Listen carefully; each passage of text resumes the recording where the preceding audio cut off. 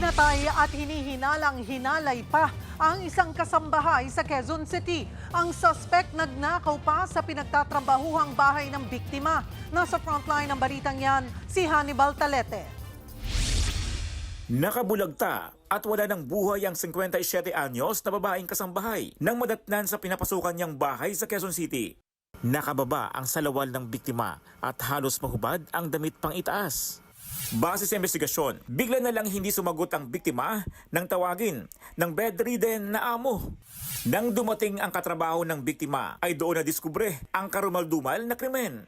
Sa aming investigasyon na yung biktima natin ay namatay sa pagsasakal at may indikasyon pa na pinagsamantalahan nito. Sa backtracking sa mga CCTV, nakita ang suspect sa krimen na naglalakad papunta sa bahay.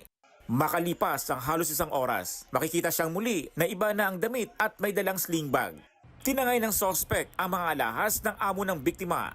Arestado ang suspect sa follow-up operation sa Tondo, Maynila.